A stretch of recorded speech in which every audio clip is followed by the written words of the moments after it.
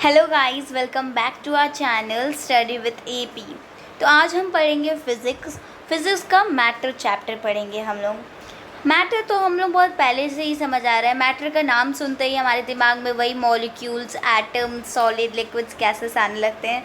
Of course matter में हमें यही सब पढ़ना होता है, बट उसमें एडिशनल भी बहुत चीज़ें आ जाती हैं। वो हम लोग क्लास वाइज क्लास पढ़ते रहते हैं, जैसे सीनियर होते जाते हैं वैसे उसमें और भी स्टडीज़ और भी उसमें जो भी थ्योरीज़ होती है वो उसमें ऐड होते जाती हैं। तो आज का जो थ्योरी है हमारा इस चैप्टर में, हम लोग जो आज क्लास 8 का है ये, तो हम लोग जो पढ़ने वाले हैं उसमें जो थ्योरी ऐड हुआ है वो है काइनेटिक थ्योरी। तो ये काइनेटिक थ्योरी हमारा इस क्लास 8 में एक एडिशनल चीज़ में ऐड हुआ है। तो बिना टाइम वेस्ट किए हुए हम लोग अपना आज का वीडियो स्टार्ट करते हैं। Building on previous learning in classes 6 and 7, in this class the theme aims at introducing children to the kinetic theory that will help them in understanding the difference in the three states of matter। तो जैसे मैंने बताया कि हम लोग class 6 और 7 में भी ये पढ़ चुके हैं मैटर को, और इसी लर्निंग को आगे बढ़ाते हुए हम लोग इस साल भी इस क्लास 8 में भी हम लोग मैटर पढ़ेंगे। और इस मैटर में हमें काइनेटिक थ्योरी नामक एक थ्योरी है उससे इंट्रोड्यूस करवाया जाएगा, जो क्या करेगा, जिसके कारण हम लोग डिफ्रेंशिएट कर पाएंगे डिफरेंट स्टेट्स ऑफ मैटर में। आगे बढ़ते हैं हम लोग अपना। उसमें लिखा है कि थ्योरी बोलता क्या है, मतलब थ्योरी है क्या इस थ्योरी से। तो the theory states that all matter is made up of tiny particles. सारे जो मैटर है वो टाइनी पार्टिकल से बने हुए हैं। ओके, तो एक मिनट मैं इसको अंडरलाइन कर देती हूँ। Made up of tiny particles, ये याद करने वाला चीज़ है कि थ्योरी बोलता क्या है। What is the kinetic theory? So the theory states that all matter is made up of tiny particles. सारे जो मैटर्स है वो सब टाइनी पार्टिकल से बने हुए हैं, वो हमेशा मोशन में होते हैं। बेसिकली काइनेटिक जो थ्योरी है वो कहता है उसका मोशन से रिलेटेड ही होता है, वो चाहे फास्ट हो चाहे स्लो हो, but they are always in a motion.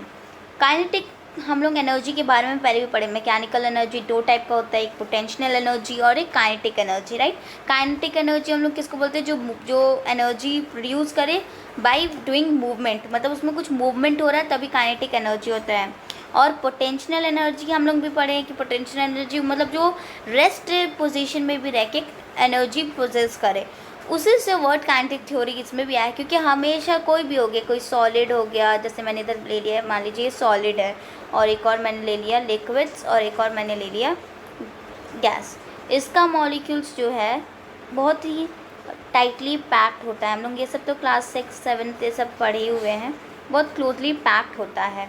और जो क्या बोलते हैं लिक्विड्स में होता है, लिक्विड्स में ये बहुत ही नहीं बोलेंगे, लेकिन थोड़ा सा गैप इसमें होता है। और गैसेस में तो बहुत ज़्यादा ही इन दो मॉलिक्यूल्स में गैप्स होता है।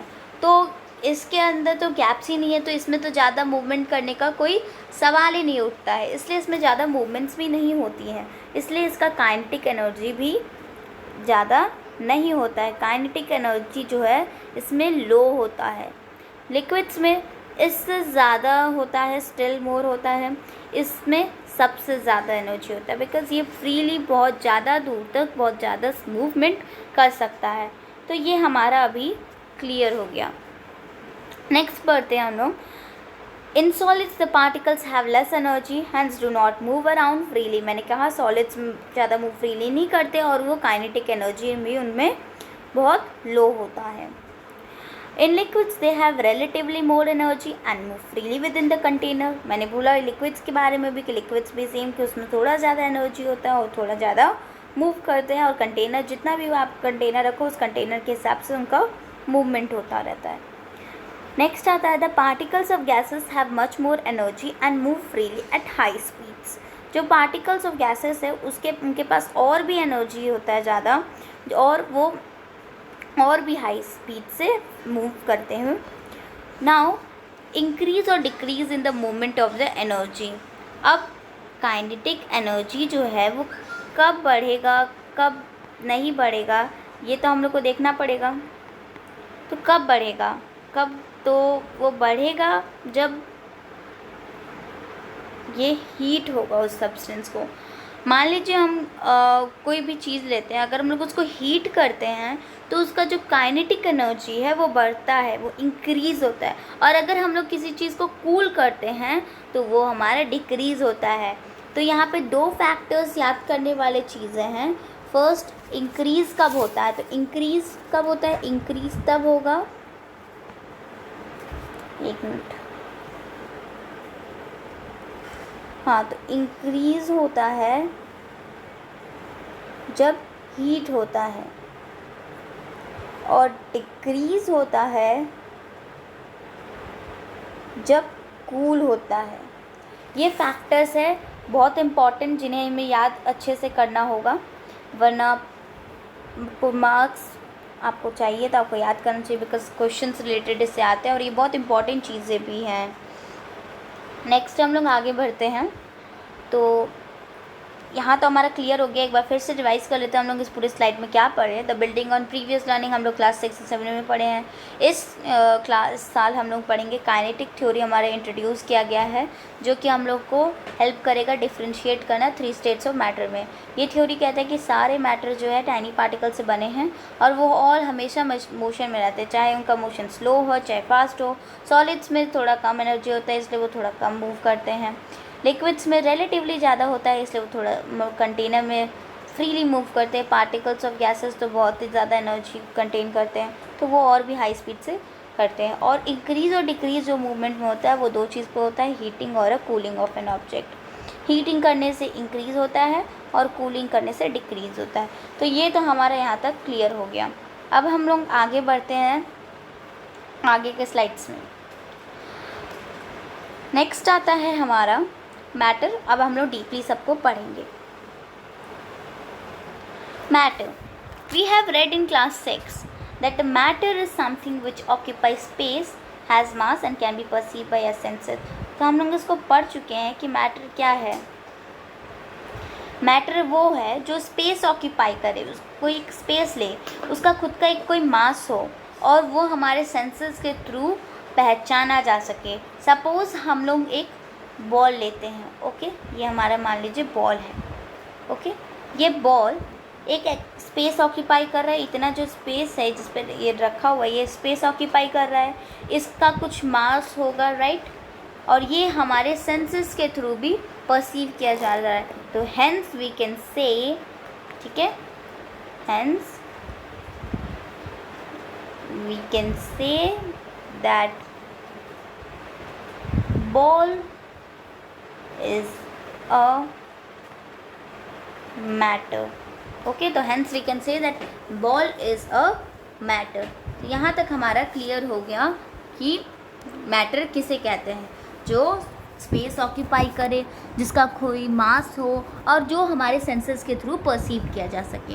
एग्जाम्पल्स यहाँ दिया हुआ है, air, water, iron, hydrogen, oxygen, milk, oil, sugar, salt etcetera, ये सभी मैटर्स हैं। एक्चुअली मैटर क्या होता है, actually matter means all the living and non living things of the universe.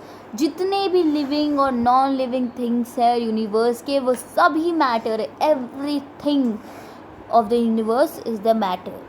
ये क्लियर हो गया हमारा। नेक्स्ट हम लोग आगे बढ़ते हैं, कॉम्पोजिशन। पहले जो था इंडियन फिलोसोफर कंसीडर करते थे, मतलब मानते थे कि मैटर 5 तत्व से बना हुआ है, ठीक है। कौन मानते थे, इंडियन फिलोसोफर मानते थे कि मैटर 5 तत्व से बना हुआ है। क्या था तत्व, ये हम लोग बहुत पहले से ही जानते हैं कि 5 तत्व क्या है। वो 5 तत्व आकाश, वायु, तेजस और अग्नि कह सकते हो, और जल, पृथ्वी, ये सब जो है वो 5 तत्व है। बाद में महर्षि कनाडा ने क्या बोला कि मैटर टाइनी पार्टिकल से बना हुआ है, और उस टाइनी पार्टिकल्स को उन्होंने नाम दिया था अणु, ठीक है। अब ये क्या है, अब हम लोग ये जानते हैं और ये भी इस्टेब्लिश्ड हुआ है कि मैटर जो है टाइनी पार्टिकल्स को कंपोस्ट करके बना है, जिसे हम लोग कहते हैं मॉलिक्यूल्स। क्या कहते हैं, मॉलिक्यूल्स। जो मॉलिक्यूल्स होता है वो फ्रीली नेचर में रह सकता है, can exist free in nature, और वो सारे प्रॉपर्टी कंटेन करता है जिस भी सब्सटेंस का वो मॉलिक्यूल्स होगा। ओके, ये बहुत ही रिमेम्बरिंग चीज़ है। ओके, ये वाला यहाँ मॉलिक्यूल्स से लेकर यहाँ तक ये मॉलिक्यूल्स का एक हो गया कैरेक्टरिस्टिक्स। अब molecules can exist free in nature and has all the properties of that substances. तो इतना हमारा क्लियर हो गया। नेक्स्ट आता है अ molecule is composed of a molecule composed of atoms can exist independently freely in nature। जो एक molecule होता है वो एटम्स से कंपोज्ड होता है, एटम से कंपोज्ड होता है वो, और ये जो मॉलिक्यूल्स हुआ वो इंडिपेंडेंटली और फ्रीली नेचर में रह सकता है। ओके, ये मॉलिक्यूल्स हैं। ये हमारा क्लियर हो गया कि molecule composed of atoms can exist independently and freely in nature। A molecule composed of one atom is called monoatomic। तो जो ऐसा मॉलिक्यूल, तो हम लोग ये तो जान गए कि मॉलिक्यूल जो है एटम्स कंटेन करता है, तो अगर उसमें सिर्फ एक एटम है, एक, तो उसको क्या बोलेंगे, हम लोग उसको कहेंगे मोनोएटॉमिक।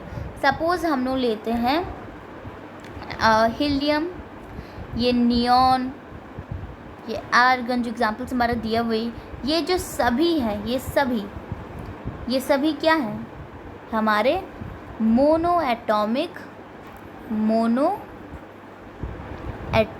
मॉलिक्यूल्स है, मॉलिक्यूल्स, ये सभी मोनोएटॉमिक मॉलिक्यूल्स है। समझ आ गया कि a molecule composed of one atom is called monoatomic, such as helium, neon, argon, ये सब एक ही एटम कंपोज करते हैं, ये सभी मोनोएटॉमिक मॉलिक्यूल्स हो गए। नेक्स्ट आता है हमारा a molecule composed of two atoms is called a diatomic molecules. जो molecules two atoms like a hydrogen हम लोग कैसे लिखते हैं, H2, और ऑक्सीजन कैसे लिखते हैं, O2। ये सब जो हमारे मॉलिक्यूल्स हो गए वो सब क्या है, डायटॉमिक मॉलिक्यूल्स हैं, diatomic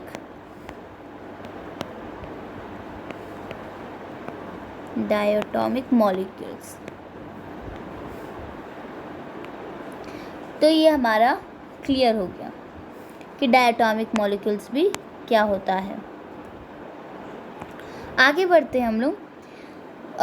molecule composed of more than to atoms is called a polyatomic molecules. जो मॉलिक्यूल्स दो एटम से ज़्यादा कंपोज करे उसे हम लोग कहते हैं polyatomic molecules, like water, ammonia, carbon dioxide. Like हम लोग लिखते हैं, हम यहाँ लिखते हैं अगर H2O लिख दिए, और हम लोग लिखते हैं कार्बन डाइऑक्साइड तो CO2।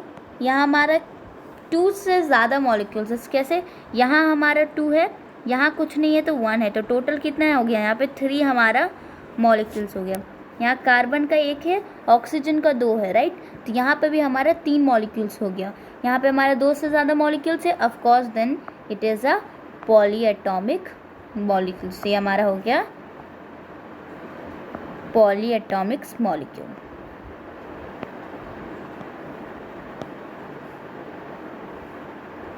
ओके, तो ये हमारा यहाँ तक क्लियर हो गया कि मोनोएटॉमिक, डायटॉमिक, पॉलीएटॉमिक मॉलिक्यूल्स क्या होते हैं।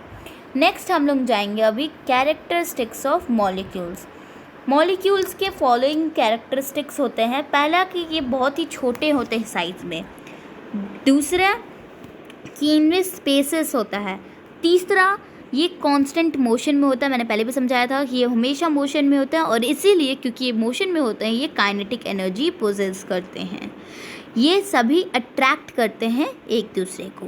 यहाँ हमारे क्लियर हो गया कि कैरेक्टरिस्टिक्स इसका क्या क्या है, कि इसका वेरी स्मॉल इन साइज़, इनके बीच में स्पेसेस होता है, वो हमेशा मोशन में होते हैं, और जिसके कारण वो काइनेटिक एनर्जी पोजेस करते हैं, और वे हमेशा एक दूसरे को अट्रैक्ट करते हैं।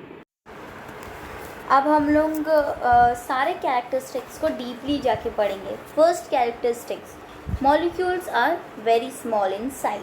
First, okay, molecules are very small in size. A molecule is of size nearly 10 to the power -10 metre.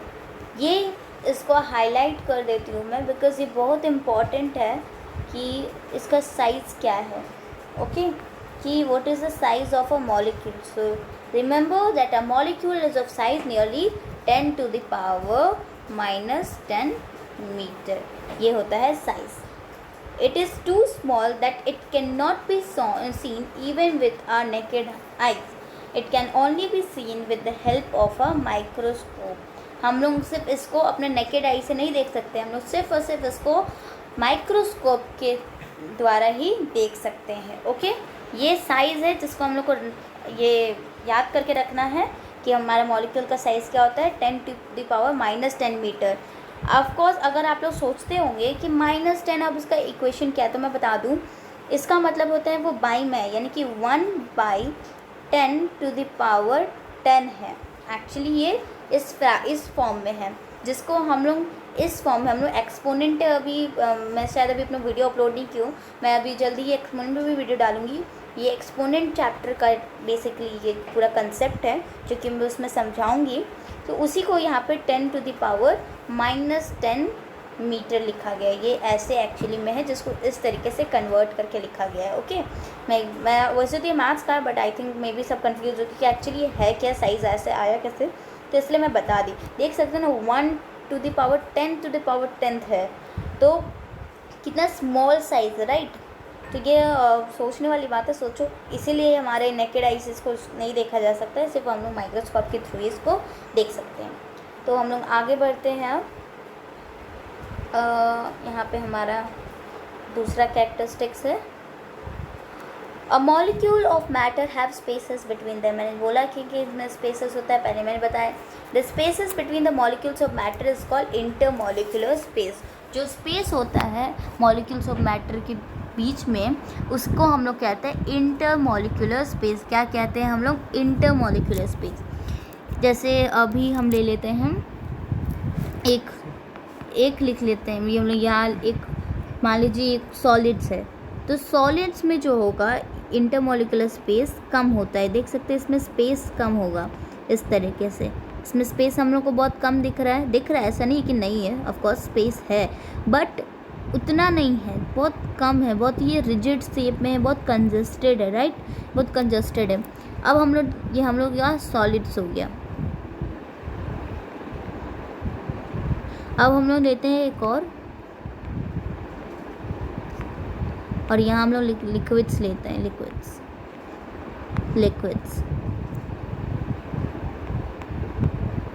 Liquids तो यहाँ पे दिख ही रहा है कि इसमें स्पेस ज़्यादा है, राइट. अब हम लोग लेते हैं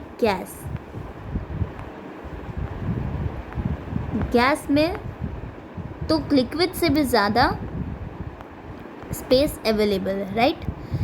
अगर हम लोग इसमें कंपेयर करें मॉलिक्यूल्स हैव इंटरमॉलिक्यूलर स्पेस के आधार पर, तो क्या निकलेगा? इंटरमॉलिक्यूलर स्पेस लेस है सॉलिड्स में, स्टिल मोर है लिक्विड्स में, और मोस्ट है गैसेस में. ये हमारा क्लियर हो गया. उसी को यहाँ पे लिखा गया है कि it is less in solids, more in liquids and still more in gases. यही लिखा है. हम लोग अदर वर्ड्स में लिख सकते हैं कि molecules are very closely packed in solids. दिखाया मैंने अभी जैसे कि सॉलिड्स में बहुत क्लोजली पैक्ड होता है, तो ये हमारा क्लियर हो गया कि it's very closely packed in solids, less in liquids and least in gases. ये हमारा क्लियर हो गया है. अब हमारा इसी चीज़ को शो करने के लिए एक एक्टिविटी दिया गया है कि तो हम लोग कर लेते हैं. एक मेजरिंग सिलेंडर है, ओके, मेजरिंग सिलेंडर, उसमें 100 ml वाटर लिया गया है, 100 ml. उसके बाद उसमें 20 ग्राम सॉल्ट डाला गया है, ठीक है. उसको स्टायर किया, यानी कि उसको अच्छे से मिलाया जब तक कि वो पूरे अच्छे से गायब नहीं हो गया, उसमें सॉल्ट दिख नहीं रहा है आपको वाटर में. उसके बाद हम लोग क्या नोटिस करेंगे कि फिर भी लेवल जो वाटर है वो 100 ही है ml है, जबकि होना क्या चाहिए, लेवल तो बढ़ना चाहिए, बिकॉज हम लोग उसमें सॉल्ट ऐड किए तो उसका लेवल बढ़ना चाहिए. बट ऐसा क्यों नहीं हुआ? बिकॉज इट्स वाटर के अंदर भी जो हमारा ये जो छोटा छोटा स्पेस अवेलेबल होता है, वहाँ पर ये जो सॉल्ट है वो जाके सेटल हो गया है, वहाँ पे जाके ये सेटल सॉल्ट हो गया है, इसीलिए हमारा लेवल नहीं बढ़ा है. तो ये हमारा क्या शो करता है कि the molecules of salt occupy the space between the molecules of matter and this shows that molecules of matter have spaces between them. इस एक्टिविटी के थ्रू, एक्टिविटी 2 के थ्रू हमारा क्लियर होता है कि the molecules of matter have spaces between them. Next आता है हमारे the molecules are in constant motion. Molecules हमेशा मोशन में होता है, ये हम लोग को पता है, हमेशा मोशन में होते हैं। जो सॉलिड्स होता है, जैसे सॉलिड्स हो गया, ये इसका एक मीन पोजीशन हो गया, ये कभी भी अपना पोजीशन छोड़ के यहाँ जाता है नहीं है मूव करके, फिर वापस यहाँ आता है मूव करके, नहीं, ये इसी जगह पे, ये जैसे ये लिए थे हम लोग सॉलिड्स, ये इसी जगह पे वाइब्रेट करेगा, इस तरीके से वाइब्रेट अपने मीन पोजीशन पे ही वाइब्रेट करेगा। सॉलिड कभी भी अपना मीन पोजीशन छोड़ के मूव नहीं करता है, वो हमेशा मीन पोजीशन में ही रह के वाइब्रेट करता है, जिससे काइनेटिक एनर्जी पोजेस होता है।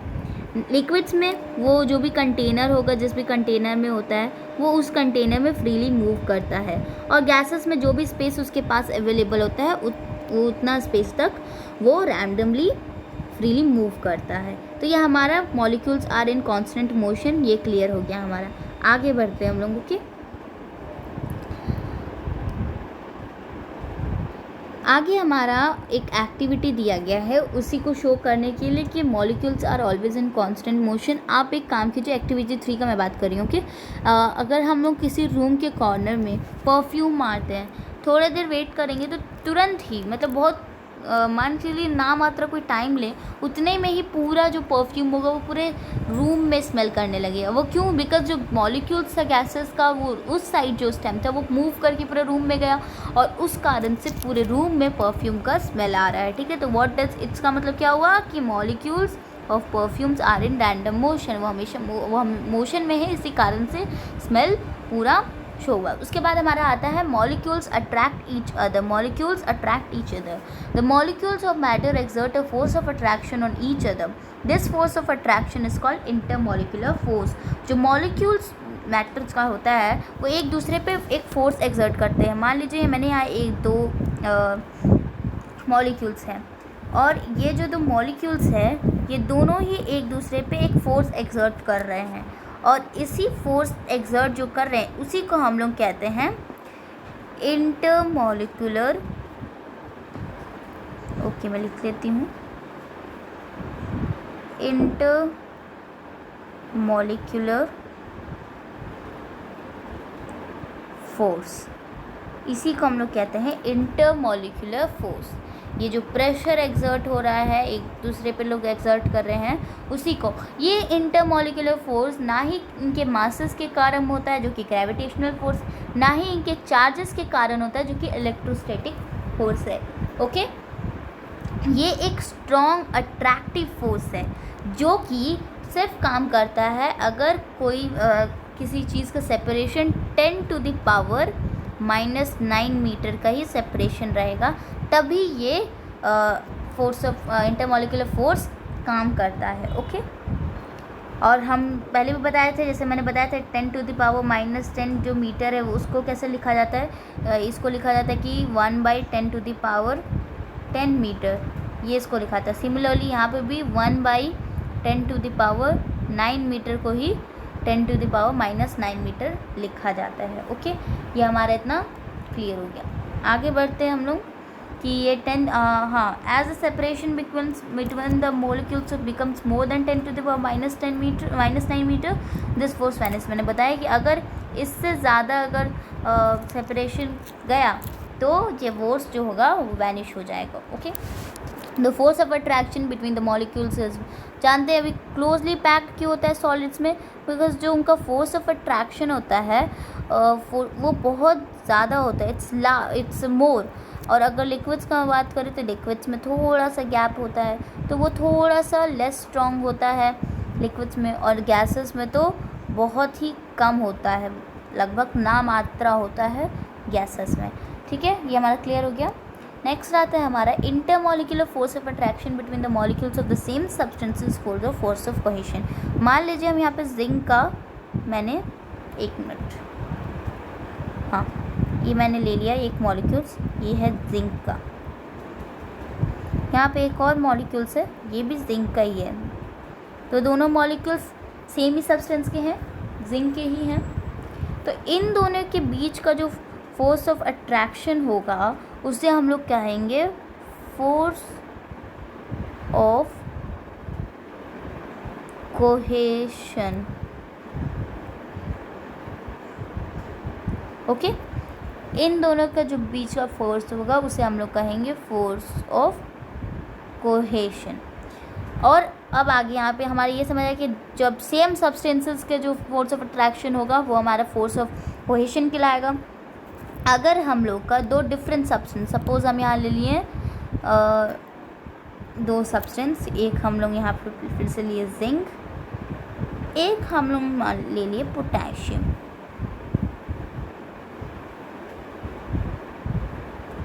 और आई थिंक मेरा पेन नहीं काम कर रहा है, तो आई थिंक मैं पी सिर्फ लिख लेती हूँ। ओके, मान लीजिए हम लोग ले लेते हैं पोटेशियम। नेक्स्ट, अगर ये जो हमारा ये दोनों जो एक दूसरे पे फोर्स ऑफ अट्रैक्शन जो करेगा उसे हम लोग कहेंगे फोर्स ऑफ अधेशन। ओके, ये क्लियर हो गया हमारा कि अगर सेम सब्सटेंसेस का जो फोर्स होगा वो कहलाएगा फोर्स ऑफ कोहेशन, और अगर दो डिफरेंट सब्सटेंसेस पे फोर्स ऑफ करेगा तो वो कहलाएगा फोर्स ऑफ अधेशन। तो ये हमारा क्लियर हो गया। आगे हमारा आता है the liquids and gases can flow because the molecular forces of attraction in them are weak. Liquids और गैसेस फ्लो कर सकता है, ये तो हम लोग बहुत पहले से ही जानते हैं कि liquids and gases both can flow. But क्यों फ्लो करता है? बिकॉज उनका जो मॉलिक्यूलर फोर्स ऑफ अट्रैक्शन जो है वो वीक है, वो उतना स्ट्रॉन्ग नहीं है, बहुत वीक होता है उनमें। लाइक सॉलिड्स में बहुत स्ट्रॉन्ग होता है इसलिए वो फ्लो नहीं करते हैं, लेकिन लिक्विड्स और गैसेस में वो बहुत लो होता है, इस वजह से वो बाकी सब फ्लो करते हैं। नेक्स्ट आता है हमारा adhesives have strong molecular force. Adhesive जो है उनमें ज़्यादा strong molecular force of attraction होता है। तो बस आज के लिए मैं इतना ही करूँगी, आगे अपने आगे की वीडियो में सारा चीज़ें आगे समझाऊँगी। तब तक के लिए tata, bye bye, stay safe and stay healthy. और अगर आपको हमारे वीडियो पसंद आएगा तो ढेर सारा लाइक, कमेंट एंड शेयर ज़रूर कीजिएगा। Bye bye.